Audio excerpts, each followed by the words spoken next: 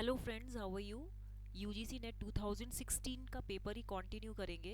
तो पहले मैं आपको ये बता देती हूँ। देखिए, मैंने आपको बोला था कि मैं स्टैंडर्डाइज्ड रिजल्ट्स आप बताऊंगी क्योंकि सारे क्वेश्चंस मेरे पास नहीं थे। तो देखिए, आज हम डिस्कस करेंगे यूनी जंक्शन ट्रांजिस्टर। यूजेटी क्या होता है? Uni junction uni junction transistor.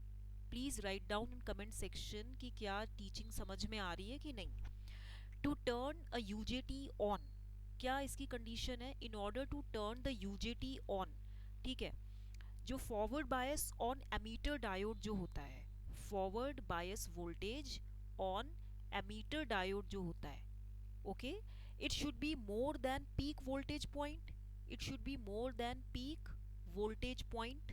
तो क्या ये सही है? ये बिल्कुल ट्रू स्टेटमेंट है, ठीक है, कि in order to turn the unijunction transistor on, the forward bias voltage on emitter lead on or emitter diodes, it should be greater than the peak point voltage, ठीक है। दूसरा ये भी है कि whenever whenever the emitter lead of UJT is open, whenever the emitter lead of UJT is open, अगर वो open हो गया, then between resistance between its two base is infinity। क्या ये ट्रू है? ये एकदम फॉल्स स्टेटमेंट है, ठीक है। Resistance between its two base is not infinity, ठीक है। अब इसमें आप देखिए, थर्ड है when a UJT is turned on, when a UJT is turned on, जैसे ही आप उसको ऑन करते हो, resistance between its base emitter, okay, जो रेजिस्टेंस है इसका बेस एंड एमीटर, क्या ये इंक्रीज होने लगता है? नहीं, ये गलत स्टेटमेंट है। फोर्थ है when input positive voltage, when input voltage when input voltage which is positive, आप कह सकते हो when input positive voltage to the emitter of UJT, to the emitter to the emitter of UJT exceeds the peak point voltage, then IE जो emitter current है, it quickly reaches to saturation। क्या ये quickly saturation तक पहुंच जाता है? Saturation means maximum point तक पहुंच जाता है। So this is a true statement, this is an absolutely true statement, because जो इनपुट एमीटर वोल्टेज है it is greater than peak point voltage, and जिसकी वजह से जो एमीटर करंट है it leads to saturation current. तो ये आपका एकदम सही स्टेटमेंट है। नेक्स्ट क्वेश्चन है आपका, मेजरमेंट से ही है, कि the dynamic response of structure is measured by vibration transducer, से बिल्कुल सही स्टेटमेंट है। The dynamic the dynamic response the dynamic response of structure the dynamic response of structure is is measured vibration transducers vibration transducers. What are transducers? You know that transducers convert one form of energy to the another form of energy. So this is also true statement because its dynamic response can be measured by vibration transducers. Next is the frequency at which the system resonates can be determined. What is resonance condition? the frequency at which the frequency at which system resonates. You know, resonation, under resonance condition, the voltage across the inductor and voltage across the capacitance is equal. System resonates can system resonates can be determined. This is also true statement, okay। Next question है आपका, मैं आपको केवल इसमें वही बता रही हूँ। नेक्स्ट क्वेश्चन इज आपका, जैसे मैच द फॉलोइंग है, मैच द फॉलोइंग में जैसे ये है आपका, ये एक एक पहले एक और क्वेश्चन कर लेते हैं इस टाइप का। अ decrease in the value of tau, tau क्या होता है? एक डमी वेरिएबल होता है, या हम इसको बोलते हैं time constant. This is also known as time constant. A decrease in the value of time constant of a control system of a control system, it indicates that steady state reaches earlier, indicates that steady state reaches earlier। क्या ये true statement है. So this is an absolutely true statement. ये एकदम true statement है कि whenever your time constant is going to reduce, तो आपका जो स्टेडी स्टेट है वो जल्दी पहुंच जाएगा. दूसरा स्टेटमेंट है decrease in the value of time constant faster is the time response. जितना कम आपका टाइम कांस्टेंट होगा, जितने जल्दी वो रिड्यूस करेगा, faster is the time response. Time response उतना ही ज़्यादा स्पीडली ग्रो करेगा. तो this is also a true statement. Okay, now अब मैं इसका मैच द फॉलोइंग है तो मैं डायरेक्ट रिजल्ट लिख देती हूँ. जैसे आपका यूजेटी है, यूनी जंक्शन ट्रांजिस्टर. सो इसका जो होता है इंट्रिंसिक स्टैंड ऑफ रेशियो या जो भी आपने देखा हो, ये इसका रिलेशन में है RB1 bye RB1 plus RB2. Okay, तो यहाँ पे ये जो एमीटर करंट है ये बिल्कुल ज़ीरो है. ठीक है, नेक्स्ट है आपका बीजेटी. जो बीजेटी है इसमें इसका जो वोल्टेज गेन से ही रिलेटेड है, minus H F E R L upon H I E. ये आपने पढ़ा होगा ना, minus H F E R L upon H I E. H F E current gain होता है, H I E input resistance होता है. फीडबैक एम्पलीफायर है कोई आपका, there is a feedback amplifier. Actually match the following है तो इसमें कोई स्पेसिफिकली बताया नहीं कि किससे रिलेटेड है, आपको केवल मैच करना है. तो ये है फीडबैक एम्पलीफायर में A upon 1 minus A beta. That means इसका पॉजिटिव फीडबैक है. A is the amplifier gain and beta is the feedback factor. Okay, फिर आपका आता है ऑपरेशनल एम्पलीफायर ओपैम. तो ओपैम का क्या है, मान लीजिए वो इंटीग्रेटर है, तो minus 1 upon R C integral V D T. तो मतलब ये इस तरह से था क्वेश्चन. दूसरा है आपका जैसे you have been given various signal lists, signals दिए हैं एंड ये इसका फोरियर ट्रांसफॉर्म है. F T means Fourier transform. जैसे X of T plus T not है तो इसका फोरियर ट्रांसफॉर्म क्या होगा, इसका फोरियर ट्रांसफॉर्म होगा e to the power j omega T not X of omega. ठीक है, फिर अगर आपका आता है x of t minus T not तो इसका होगा आपका e to the power minus j omega T not X of omega. ये होगा. फिर आपका आता है जैसे x ऑफ ए टी.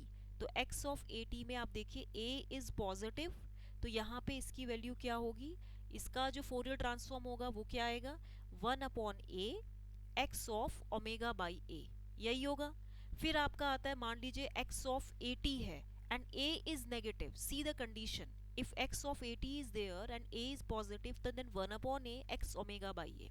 अगर a नेगेटिव है तो यहाँ पे 1 upon mod a x of omega by a. ठीक है, ये फोरियर ट्रांसफॉर्म है.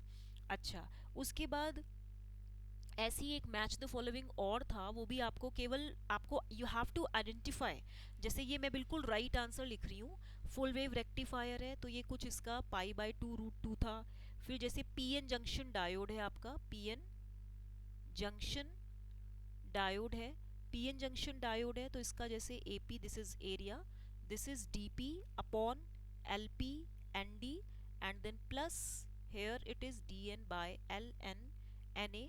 okay, and this is what, this is ni square, intrinsic coefficient. intrinsic होता है ना ये ni, intrinsic carrier concentration. फिर यहाँ जैसे गन डायोड है, ये गन डायोड है तो गन डायोड में ये है आपका R E and exponential R E है. फिर इसमें आप कह सकते हैं कि माइनस डेल्टा ई अपॉन के टी ई. ठीक है, फिर उस केस में आपका एक और है जैसे जेफेट है, जंक्शन फील्ड इफेक्ट ट्रांजिस्टर.